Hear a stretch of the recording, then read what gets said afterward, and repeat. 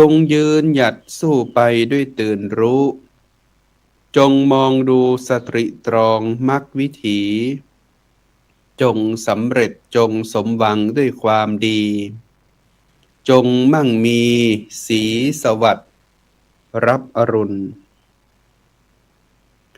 ขอกราบถวายความเคารพครูบาอาจารย์พระมหาเถรานุเถระทุกตนทุกองค์ตลอดจนถึงขอความจำเริญสุขความจำเริญในธรรมจงมีกับญาติโยมสาธุชนพุทธบริษัทท่านผู้ชมท่านผู้ฟังทุกท่านที่ได้ติดตามรับชมรับฟังรายการธรรมรับอรุณผ่านทางคลื่นสถานีวิทยุเครือข่ายคลื่นสีขาวภาคเหนือตลอดจนถึงช่องทางทุกๆช่องทางผ่านทาง YouTube ก็ดี Facebook Live ก็ดีซึ่งในการนำเสนอรายการธรรมรับอรุณก็ได้รับการสนับสนุนจากคณะสงฆ์จังหวัดเชียงใหม่คณะสงฆ์จังหวัดลำพูนตลอดจนถึงครูบาอาจารย์ที่ได้คือโอกาสกับทางเครือข่ายของพระสงฆ์นักพัฒนาชุมชนภาคเหนือที่ได้คือโอกาสซับเปลี่ยนกันมาออกรายการในทุกๆเจ้าเวลาตั้งแต่ 7 นาฬิกาถึง 7 นาฬิกา 30 นาทีโดยประมาณซึ่งเจ้าวันนี้อาตมาภาพพระมหาอนุวัตทิตะเมโทเจ้าอาวาสวัดหนองประขอตำบลป่าซักอำเภอเมืองลำพูนจังหวัดลำพูนก็ได้มีโอกาสนำเอารายการมาพบปะอุจากับตังญาติโยมสาธุชนพุทธบริษัทท่านผู้ชมท่านผู้ฟังแห่มครั้งในวาระโอกาสนี้ตรงกับเจ้าของวันจันทร์ที่ 4 เดือนสิงหาคมพุทธศักราช 2568 วันนี้ตรงกับวันขึ้น10 ค่ำเดือน 11 เหนือหรือว่าเดือน 9 เป็นวันหัวเข้าดับไส้ใส่เจ้าเนาะฟ้าตีแสงเศษ5วันนี้เป็นวันหัวเรียงหมอนโดยศรัทธาญาติโยมก็ต้องขอกราบขอบพระคุณในเมตตาของท่านอาจารย์พระครูโสพลปริยัติเลขานุการโครงการหมู่บ้านรักษาศีล5ของเครือข่ายของคณะสงฆ์หนเหนือซึ่งก็ได้นำเอารายการดีๆจะมาพบปะอุจากับตังญาติโยมแล้วก็เจ้าวันนี้ตั้งคณะกรรมการโครงการหมู่บ้านรักษาศีล5ของคณะสงฆ์หนเหนือก็จะลงตรวจเยี่ยมในพื้นที่ของจังหวัดพะเยาแล้วก็จะเข้าไปสู่จังหวัดเชียงรายในวันพุธท่านอาจารย์เพิ่นก็ได้มีโอกาสที่จะได้ไปพบปะเนาะหรือว่าหันงานการขับเคลื่อนงานของคณะสงฆ์ทุกๆจังหวัดในหนเหนือของเฮาแล้วก็ได้ไปจวนครูบาอาจารย์ในแต่ละจังหวัดนั้นได้นำเอาสารธรรมหรือว่าองค์ความรู้ทางพระพุทธศาสนามาพบปะอุจากันในรายการบอกว่าจะเป็นรายการธรรมะรับอรุณเฮาก็ดีหรือแฮมหลายๆรายการในช่วงค่ำช่วงแรงแต่ละช่วงที่มีครูบาอาจารย์ที่เป็นเครือข่ายของพระสงฆ์นักพัฒนาชุมชนภาคเหนือและเครือข่ายของหมู่บ้านรักษาศีล5เครือข่ายของพระสงฆ์นักพัฒนาตลอดจนถึงคณะสงฆ์ฝ่ายการสาธารณสงเคราะห์และทั้ง6มิตินะทั้ง6ฝ่ายก็ได้มีโอกาสนำเอารายการสาระต่างๆมาอู้จากับตังญาติโยมทุกคนทุกท่านกันกาลโอกาสวันเวลามันผ่านไปด้วยความรวดเร็วญาติโยมวันนี้ก็เข้ามาสู่ในช่วงของอาทิตย์ที่4ของการเข้าวสาละจะเดือนแล้วนะญาติโยมที่เข้าวสาอยู่ก็ถือว่ากาลเวลาผ่านไปด้วยความรวดเร็วแต่ละวันนี่เฮาคิดว่ามันบางคนเนี่ยทำอะไรอย่างสักอย่างหนึ่งนะเหมือนมันจะทำอะไรอย่างก็มาใดมันจะหมดวันมาใดมันจะหมดวันแต่หลายๆคนก็ว่าโอ้วันเวลามันยังโวยแต่ว่าตุปีครูบาอาจารย์ท่านอาจารย์เฮ้ยอินะสักเตือนี่ทำอะไรอย่างในวันหนึ่งเนี่ยอย่าบัดตันได้เยอะอะไรอย่างเตือติกึดได้เนี่ยแรงแหมละค่ำแหมละเดี๋ยวก็วันเดี๋ยวก็วันเดี๋ยวก็คืนเดี๋ยวก็มืดเดี๋ยวก็แจ้งญาติโยมแต่นั่นกาลเวลาเนี่ยมันกลืนกินทุกสรรพสิ่งไปโดยเฉพาะอาตมาภาพมักจะอู้กับตังญาติโยมให้ได้รับรู้แล้วก็ได้เตือนสติอยู่เสมอว่าวันเวลาแต่ละวันเนี่ยเฮาอยู่กับการเกิดการแก่การเจ็บการตายอันเป็นธรรมดาดังนั้นมนุษย์ทุกชีวิตหรือว่าทุกสรรพสิ่งที่เกิดขึ้นมาแล้วเนี่ย ย่อมจะเดินทางไปถึงจุดที่เป็นสิ้นสุดเหมือนกันทั้งหมดทั้งมวลดังนั้นญาติโยมสาธุชนทั้งหลายในปัจจุบันขณะเนี้ยในวันเนี้ยเนาะเฮาก็มักจะถามหาว่าแล้วเฮาจะทำจะใดให้ชีวิตเฮามีความสุขล่ะความสุขมันเกิดขึ้นได้อย่างไรพ่องบางครั้งบางสิ่งบางอย่างเนี่ยความสุขของเฮาเนี่ยญาติโยมเฮามองมักจะมองบ่หันในความสุขของเฮาเนาะเพราะว่าเฮาคิดว่าเฮามีความทุกข์มาตั้งแต่เกิดตลอดจนถึงใจชีวิตในแต่ละวันเนี่ยก็มีแต่ความทุกข์ทั้งนั้นเลยบ่ว่าจะเป็นการทำงานทำอาชีพต่างๆนานาทำหน้าที่ตรงนั้นตรงนี้ก็เหมือนเฮาจะไปสร้างแต่ความทุกข์ในแต่ละวันเพิ่มความทุกข์ใหม่ให้บังเกิดขึ้นบางคนแยกการทำงาน5วันใน7วันในญาติโยม5วัน7วัน1สัปดาห์เนี่ยเนาะมีปัญหาตึงวัน มีปัญหาตึงวันจันทร์มีปัญหาจังอี้เปื่อนในแผนกหั่นแผนกนี่ปัญหาอย่ามาตันได้สะสางเตือนนะวันจันทร์เข้ามาหมดวันจันทร์แล้ววันการเข้ามาก็มีปัญหาหำหมดสักเตือมีปัญหาที่ทำงานทำการแบบพอปิกไปถึงบ้านมาปะอย่างที่บ่ทุกอกทุกใจนะญาติโยมโอ้ยสะปะสิ่งอย่างมันเข้ามาในชีวิตและจิตใจนะลูกก็ไปยังตีว่าผัวก็ไปยังตีว่าเมียก็ไปแหมยังผัวก็ไปแหมยังมันตึงบ่ทุกอกทุกใจดังนั้นในแต่ละวันเนี่ยเฮาตึงคิดว่ามันก็จะมีแต่ความทุกข์เข้ามาประเดประดังเข้ามามันตึงบ่ทุกอกบ่ทุกใจแม้กระทั่งแต่ตุเจ้าพระสงฆ์ครูบาอาจารย์เฮาก็เหมือนกันนะญาติโยมบางครั้งบางสิ่งบางอย่างบางวันนี่มันก็บ่เป็นได้ดังใจถ้าถามว่าถ้าเฮาจะจัดการชีวิตฮื้อเฮามันมีจะฮื้อมันได้ดังใจหมดทุกอย่างนะมันก็จะเป็นไปบ่ได้นะญาติโยมดังนั้นญาติโยมทั้งหลายเอ่ยความทุกข์มันเป็นธรรมดาของโลกเมื่อเราหันว่าความทุกข์มันเป็นธรรมดาของโลกแล้วเราจะอยู่กับความทุกข์ได้อย่างไรล่ะทุกข์ในที่นี้ญาติโยมทั้งหลายมันเป็นทุกข์ที่มันจะต้องเกิดขึ้นกับทุกๆสรรพสิ่งในโลกทุกข์อันเกิดขึ้นจากความเกิดนี่นะความแก่ความเจ็บความตายความพลัดพรากเนาะตลอดจนถึงการประสบพบเจอกับสิ่งบ่เป็นที่ฮักที่พอใจการปรารถนาสิ่งใดบ่ได้สิ่งนั้นตลอดจนถึงที่เรียกว่าอุปทานขันธ์ทั้ง5คือตัวทุกข์เนี่ยญาติโยมรูปเวทนาสัญญาสังขารวิญญาณทั้ง5ตัวเนี่ยคือความทุกข์ทั้งหมดเลยพุทธองค์จึงบอกว่าเราบ่มีเมื่อวันบ่มีเมื่อคืนบ่มีบ่ใจบ่มีไม่ยิงในโลกนี้นอกจากทุกข์ไม่มีอะไรเกิดนอกจากทุกข์ไม่มีอะไรดับดังนั้นการเกิดขึ้นมาพบพระพุทธศาสนาเนี่ยพระพุทธองค์เป็นผู้ที่ได้แนะแนวทางแห่งการดับทุกข์ให้เฮาญาติโยมโดยเฉพาะในเรื่องของการเพื่อเดินทางตามอริยมรรคมีองค์8แต่บางคนบางท่านบอกว่าโอ้ยเฮาเป็นมนุษย์ปุถุชนบ่ค่อยมีเวลาต้องทำมาหาเลี้ยงชีพตนให้ตัวเก่านั้นดำรงธาตุขันธ์อยู่ได้ดำรง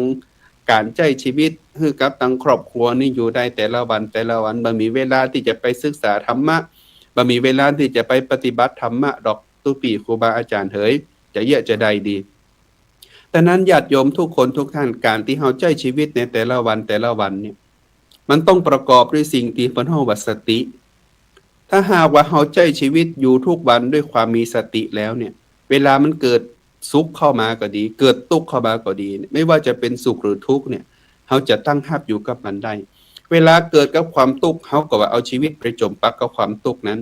เวลามันเกิดกับความสุขกับเฮาก็บ่จะเอาในเรื่องของคนเฮาว่าบ่ไปหลงในสุขที่มันบังเกิดขึ้นอยู่หั่นญาติโยมเพราะว่าชีวิตของมนุษย์คนเฮามันก็คือไม่มีสุขไม่มีทุกข์นะมันเป็นเรื่องของธรรมดาที่เฮาจะต้องมาพบปะกันในทุกๆวันใน24ชั่วโมงของแต่ละคนนี่ญาติโยมตื่นเจ้าขึ้นมาทำหน้าที่ของตัวเก่าความเป็นแม่เนาะก็ทำหน้าที่ในความเป็นแม่บ้านลูกเจ้ามานึ่งข้าวเป่าไฟทำกับข้าวกับปลาถ้าลูกโรงเรียนเปิดก็ต้องเอาลูกไปไปเรียนหนังสือนะถึงเวลามาปุ๊บ 8:00 9:00 นก็ต้องเข้าทำการทำงานทำอาชีพตามที่เฮาได้รับมอบหมายตามบทบาททางสังคมทำให้มันเต็มที่แต่ต้องมีสติกับการใช้ชีวิตอยู่กับมันตรงนั้นแต่เฮาอย่าลืมหน้าที่ในความเกิดมาเป็นมนุษย์เนี่ยญาติโยมหน้าที่ในการเกิดความมาเป็นมนุษย์นี่คืออะไรอย่างก็คือการที่เฮาต้องอยู่ด้วยกันด้วยความเข้าใจกันเข้าอกเข้าใจกันถึงวันนี้บางคนบอกว่าโอ้มันเกิดแต่ปัญหานะตุปีเฮ้ยแวดหน้าแวดหลังเฮานี่เนาะบ่ว่าจะเป็นภัยทางธรรมชาติก็ดีภัยจากมนุษย์เองก็ดี ราะว่ามนุษย์เนี่ยมักจะมามองหันถึงความเป็นจริงมักจะมองหันถึงความว่าฮื้อตัวเก่าอยู่รอดและแสวงหาผลประโยชน์เข้าตัวเก่าปฏิเสธบ่ได้เลยญาติโยมบ่ว่าจะเป็นใครก็แล้วแต่ที่อยู่ในโลกนี้ที่บ่ใจเป็นพระอริยะยังเป็นปุถุชนคนธรรมดาอยู่เป็นตู้เจ้าปุถุชนอยู่นี่ก็ยังแสวงหาประโยชน์เข้าหาตัวเก่าการเข้าประโยชน์เข้าหาตัวเก่าเนี่ยมันเป็นสิ่งที่ทุกๆคนน่ะจะต้องแสวงหาฮื้อตัวเก่ามันอยู่รอดได้แต่บางครั้งการตีเฮาได้มาแล้วมันได้มาแหมได้โดยบ่หยุดหย่อนเนี่ยหรือว่าบ่ฮู้จักปอเนี่ยอย่าจะบู้ตามสื่อเนี่ยเนาะบ่ฮู้จักปอเนี่ยมันเกิดเลยเป็นบ่อเกิดแห่งปัญหาเป็นบ่อเกิดแห่งสงครามอย่างที่เฮาจะหันว่าการสู้รบปรบมือกันบ่ว่าจะเป็นคนที่อยู่ใกล้ๆประเทศเฮานี่ก็แล้วแต่เนี่ยนะญาติโยมมันเกิดขึ้นจากอะไรอย่างเกิดขึ้นจากความบ่ปอของคนนั่นแหละเกิดขึ้นจากความบ่ปอของคนที่มันสร้างกฎเกณฑ์นะหรือว่าสร้างข้อมาถกเถียงกันเนี่ยทุกอย่างทุกสิ่งนี่ญาติโยมเฮาบ่ได้อยู่เกินร้อยกันสักคนนะบางคน60ปี70ปีตายจากโลกนี้ไปแต่ในระหว่างทางที่จะไปถึงการตายเนี่ยก็ขอให้กูได้เถอะขอให้กูมีเถอะถึงจะไปเบียดเบียนคนอื่นถึงจะไปทำร้ายคนอื่นกูก็บ่ยีลาหยังเพราะว่ากูต้องการจะได้อ่ะอันนี้เป็นธรรมดาของมนุษย์นะที่บ่มีความรู้จักปอเพราะว่าเขาไกลธรรมญาติโยมแต่มนุษย์ที่รู้จักธรรมนี่ญาติโยมเอ๋ยรู้ว่ามันจะเดินทางไปถึงจุดสุดท้ายคือการเกิดขึ้นตั้งอยู่ดับไปเนี่ยระหว่างทางก็ต้องทำหน้าที่ของตนในบทบาทหน้าที่ของตนที่ได้รับจากสังคมบทบาทหน้าที่ที่ตัวเก่าได้รับจากการเป็นมนุษย์ของความเป็นพ่อความเป็นแม่หรือบทบาทต่างๆนานาในสังคมคุณหมอพยาบาลทหารตำรวจตู้เจ้าเองก็ดีเนี่ยต้องรู้บทบาทของตัวเก่าและทำหน้าที่ด้วยความมีสติเมื่อเวลามันจะจากโลกกันนี่ไปแล้วนี่ญาติโยมเฮาจะบ่ได้กึดว่าเฮากึดจังบ่ทำตรงหั่นตรงนี้นะและเฮาอย่าไปลืมมองว่าเรามีความเชื่อเนี่ยว่ามันมีโลกหน้าสำหรับเราเนี่ยในพระพุทธศาสนาสอนให้เรามีความเชื่อว่าทำดีได้ดีทำชั่วได้ชั่วอันนี้เป็นความรู้เบื้องต้นพื้นฐานที่เฮาเรียนกันมาตั้งแต่ต้นๆแล้วเนี่ยญาติโยมอันนี้เป็นห้องว่าปริยัติเนาะเมื่อเราเข้าถึงในเรื่องของคำว่าปริยัติทานศีลภาวนาเป็นเบื้องต้นของฮู้ว่าทานเป็นอย่างไรศีลเป็นอย่างไรภาวนาเป็นอย่างไรเนี่ยมีอานิสงส์เป็นอย่างไรเนี่ยเราจะเข้าถึงในหลักของแค่การปริยัติคือการเรียนรู้เอาแต่วิธีการปฏิบัติเพื่อที่จะเข้าถึงอริยมรรคหรือเป็นเขตของอริยบุคคลในญาติโยมต้องปฏิบัติดังนั้นพุทธศาสนาสอนทั้งปริยัติสอนทั้งปฏิบัติเพื่อจะเกิดผลคือปฏิเวทเนี่ยการบุคคลใดที่เข้าถึงธรรมนิญาติโยมทั้งหลายจะทำหน้าที่ของตัวเก่าคือการเรียนรู้คือเรียนรู้ด้วยตัวเองฮู้จักตัวเก่าเนี่ยรู้อะไรก็ไม่เท่ารู้จักรู้ตัวเองญาติโยมสติกับสัมปชัญญะอยู่คู่กันดังนั้นการจะทำหน้าที่ทุกอย่างในสังคมในชุมชนนี้ในความเป็นบทบาทของความเป็นสุเจ้าพระเนนเองก็ดีความเป็นบทบาทอื่นๆทำงานอื่นๆในสังคมเองก็ดีสติคือความระลึกได้ว่าเฮาทำอะไรอย่างดูอยู่ประการท่านมาคือความรู้ตัวรู้อะไรก็ไม่รู้จักตัวเองในญาติโยมรู้อะไรไม่สู้เท่ารู้ตัวเนี่ยต้องฮู้ตัวเก่าว่าตัวเก่าเป็นคนที่สามารถที่จะทำอะไรอย่างฮื้อกับชุมชนในสังคมได้คือฮู้ตัวเก่าฮู้ประมาณตัวเก่าฮู้หน้าที่ฮู้บทบาทตัวเก่าได้มันเป็นของกู้กันดังนั้นญาติโยมทั้งหลายการเรียนที่นี้ก็คือการเรียนเพื่อที่จะเข้าใจหลักการและเข้าใจตัวเองการเรียนมาใจว่าโอ้กูประสบความสำเร็จละกูจบปริญญาตรีปริญญาโทปริญญาเอกเนาะปริญญาธรรมตั้งแต่ปริญญาธรรม1 2จนถึงปริญญาธรรม9นักธรรมตรีนักธรรมโทนักธรรมเอกฮู้ทุกอย่างนะฮู้ปริยัติแต่บ่ฮู้จักตัวเก่าอันนี้เป็นสิ่งที่ยากลำบากที่จะเมื่อเฮานั้นเกิดความเข้าใจเรื่องก็คือเข้าใจถึงตุกอ่ะเนาะหรือว่าเข้าใจตุกได้เพราะว่าบางคนเฮาเนี่ยมันเก่งยอมรับว่าเก่งมีหลักวิชาการดีขนาดแต่สุดท้ายแล้วปุ๊บเนี่ยเฮาถามว่ามองถึงการปฏิบัติมันก็ปฏิบัติบ่ได้ อย่างหลักการทางการทหารเนี่ยหลักการทางการทูตรู้เก่งขนาดแต่ถึงสุดท้ายแล้วปุ๊บเนี่ยแล้วถามว่าตัวเก่านี่ฮู้ตัวอะไรอย่างพ่องก็บ่ฮู้อะไรอย่างเลยเหมือนกันเนี่ยอันนี้สิ่งนี้ญาติโยมมนุษย์เนี่ยบอกว่ารู้หมดนะแต่ก็ไม่รู้จักตัวเองเหมือนกัน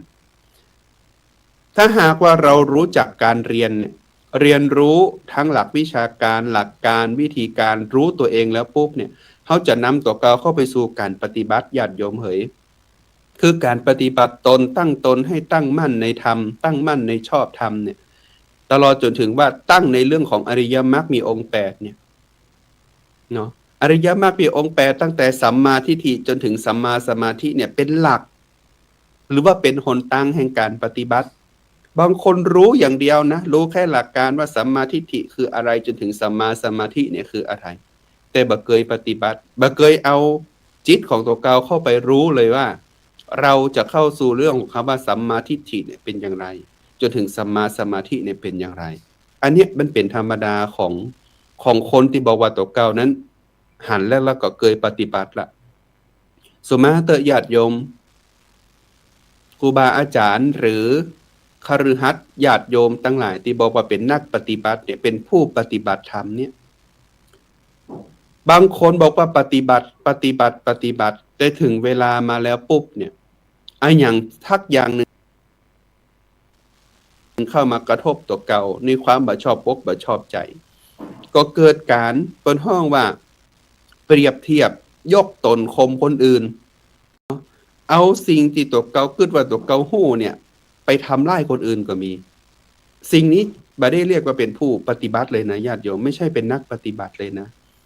บางคนบอกว่าฉันปฏิบัติธรรมมาตลอดเวลาเลยสุดท้ายแล้วปุ๊บเนี่ยไปเข้าคอร์ส10 วัน15 วันออกมาแล้วปุ๊บยังด่าผัวยังด่าลูกยังเก่าอยู่เนาะยังพิษกับเมียยังเก่าอยู่นะออกมาผู้ปฏิบัติธรรม10 วัน15 วันปิ๊กมากินเหล้านักละเก่าก็มีนี่ฆราวาสญาติโยมตัวเจ้าประสงค์เขาไปปฏิบัติธรรมเนี่ยถึงเวลามาแล้วปุ๊บเนี่ยก็ยังที่จะบ่ได้มองหันถึงความสัจธรรมของชีวิตเด้อก็ยังมีความโลภความโกรธความหลงเหมือนกันกับปุถุชนเพราะว่ายังบ่ได้เข้าถึงในเขตของอริยมรรคหรือการเข้าเป็นอริยบุคคลแต่ในญาติโยมก็ยังมีสิ่งเหล่านี้อยู่ดังนั้นผู้ที่ในพุทธศาสนาเนี่ยปริยัติปฏิบัติเนี่ยมันต้องไปพร้อมๆกันแล้วมันจะถึงผลของการปฏิเวทผลของการเรียนและผลของการปฏิบัตินี่แหละมันจะส่งผลถึงตัวของเองนะ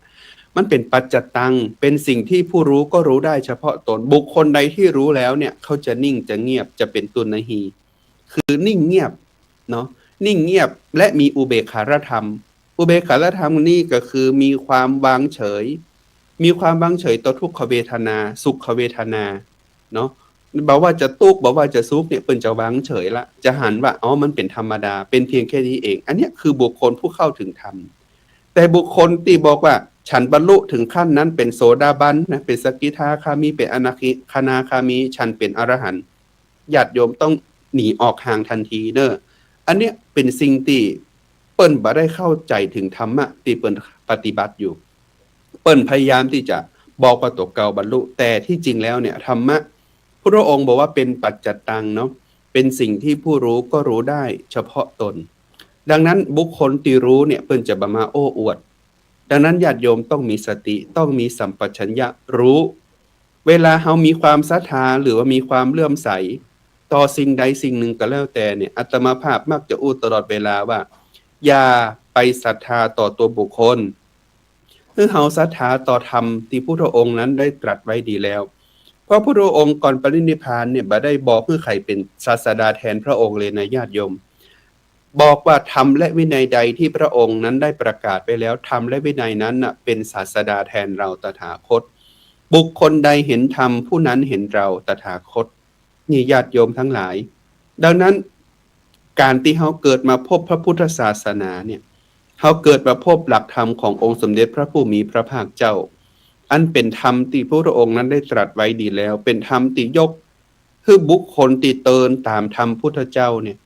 หลุดพ้นจากโลกที่ชั่วดังนั้นญาติโยมทุกคนทุกท่านเมื่อเรารู้ว่าในแต่ละวันเรามีความตายเป็นที่สุดก็บ่แน่เหมือนกัน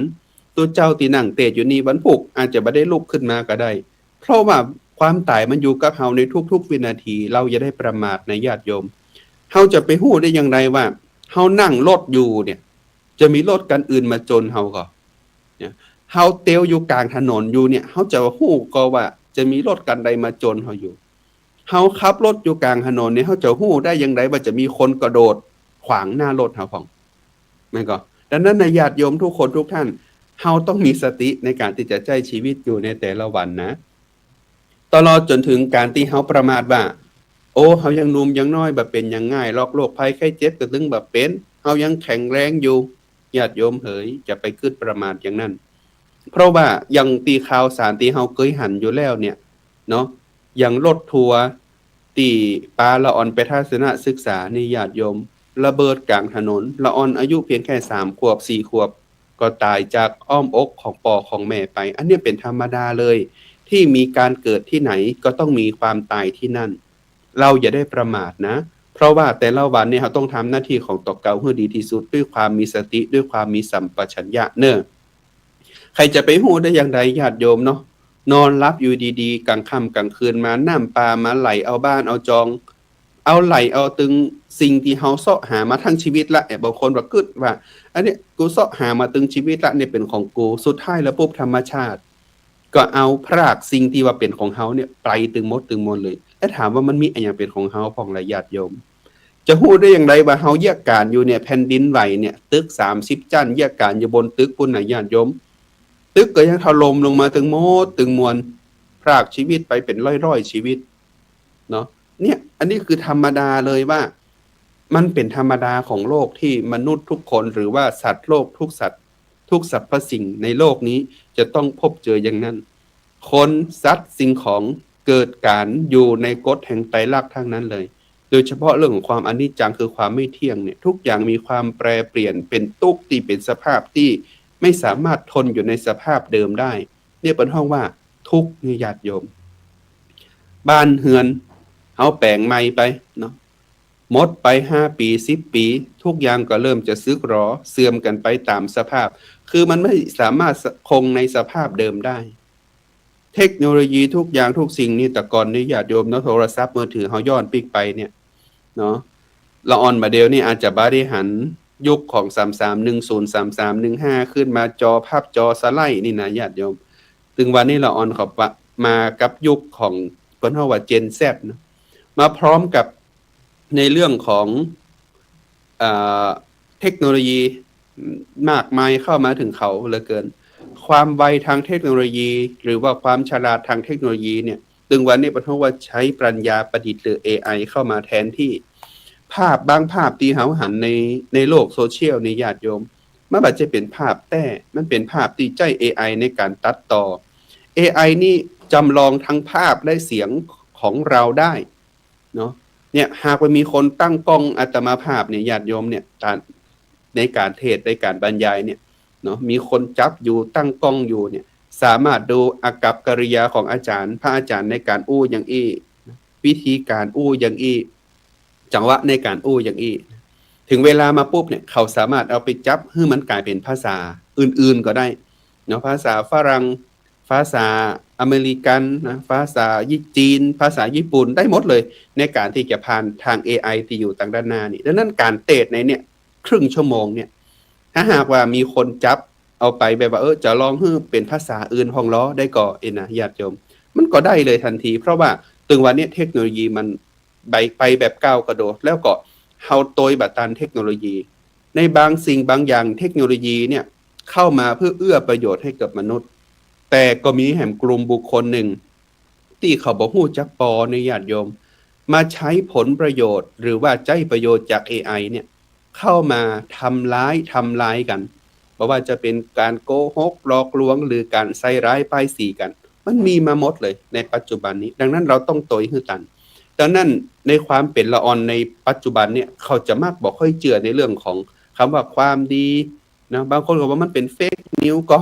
บางคนนั้นเป็นภาพแต่ก็เป็นเรื่องแต่ก็นะละออนเขาก็จะกึดบ่ถึงนะเพราะว่าเขาจะอยู่กับสิ่งที่เป็นเทคโนโลยีเหล่านี้แล้วเขาก็จะเชื่อเทคโนโลยีเชื่อคนที่อยู่ในโซเชียลมากกว่าคนที่อยู่ในครอบครัว เฮาก็เป็นตัวอย่างให้เขาตัวเนาะญาติโยมเนาะอย่างพ่ออย่างแม่บางคนนี่ถึงเวลาจะกินข้าวกินน้ำกินข้าวเจ้าข้าวตอนข้าวแลงเนี่ยนะ